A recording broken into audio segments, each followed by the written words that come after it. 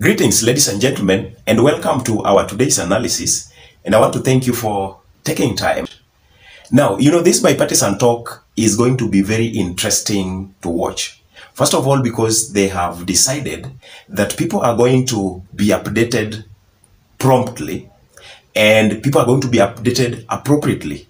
At the same time, they have put in a structure under which, anybody who will want to go, through public participation and, involving the citizens, they are very much welcomed in the purview under which they are taking the talks. And by that, I looked at how they actually gave us an update of the very first day in the talks. And I confirmed something, which of course I believe you will also agree with me, that Kalonzo Musyoka has proved to be a diplomat. And in fact, if you look at the past, Kalonzo Musyoka has managed to be a man who comes in between the conflicting parties. It is not the first time that Kalonzo is appearing to have a dialogue. In fact, most of the times he has been sent on missions of peace, creation, and the rest. So in this analysis, I want us to look at the update from day one. I always like to give this reference, which is actually a similitude in everything that is involving a process where people are really expecting much to come from. They say judgment starts from day one. From day one, that is when you determine how the end will definitely look like. So I want us to look at that, and I want to give you the very secrets of this dialogue that is going to appear to the people and how people can actually bank on what is going to come at the end of the day. So ladies and gentlemen, in the event you are coming to the channel for the first time, make sure you give this video a thumbs up. Just give it a thumbs up so that it reaches a wider base. Also, you can take time and subscribe so that you can get our analysis every time we do uploading. Now, first of all, every problem we always see, they have solutions. If there is no solution to a given problem, then definitely there is no problem in the very first place. So the first day, which of course I always take as the first judgment, I saw a start which of course is going to justify the end. And justifying the end in this manner, they came out with a portrayal to consider what the people will want. In fact, if you look at how Kalonzo gave out his update, well composed, well organized, and very much humble to tackle the key issues. And he first mentioned that they have reached a point where the plan is going to cover the very key thing that people are expecting. In the first place, it is telling you that if you are going to get something at the end of the day, then people are going to triumph based on how we saw the very first update. And if you look at Azimio, most of the times they have had concrete reliance on the people. And people are kind of trying to look at these two camps. And they're saying that the camp that we believe in, that is going to rescue us, the camp that is going to make our grievances heard on that table, is Azimio. You look at Kenya Kwanza, which of course people have taken away their complete reliance. If there is a camp that is supposed to come through for the people, then definitely it is Azimio. And that is why Kalonzo took advantage and took opportunity to leverage on it. Out of all these talks, the end game is always to score the political gain.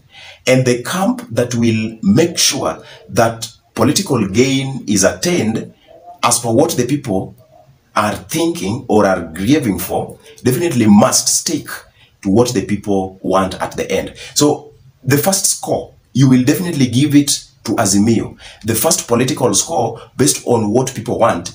And if it was not agreed to the extent that they might be just trying to place us, when they give us update, you look at how Kenya Kwanza reacted. You look at the way they always talk before they actually come on the table. It tells you that the reactions which we saw from them, especially by the time Ichungwa was giving the update from his side, they had a concurrence that even though we are having some interest which of course we might not show the people, but the portrayal must actually come out to be pro-people. And I saw Kimani Ichungwa being somebody who is totally different from the one we always see in the campaign rallies, when he talks about how the talks are supposed to be handled and how everything is supposed to take place.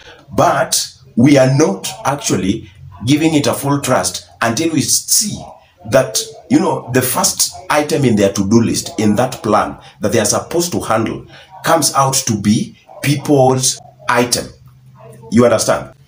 In the process of this dialogue, there is less possibility of us having a deadlock. Because look at those camps. In fact, I was listening to Cecil Mbarire, and she was saying that, you know, when some key issues are supposed to be addressed, then from their side as Kenya Kwanza, they will even advise that William Ruto comes on board to meet Raila Odinga on the negotiation table. In fact, a time will reach when we will kind of try to see Raila Odinga and William Ruto maybe locked in a room, and these gentlemen are told, can you discuss what we need to get at the end, and then give us, so that we as the team will try to debate and argue and try to organize based on what you have given priority, what you have put as the very first in your focus. So a time is coming when we might see a kind of an interesting twist.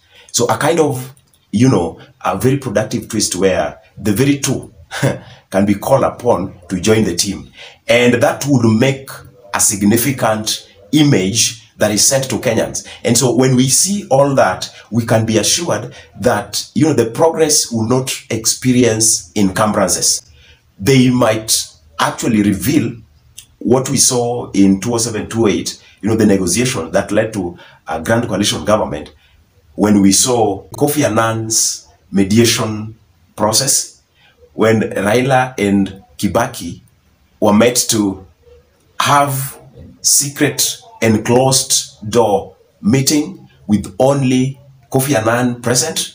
That is exactly what we might see.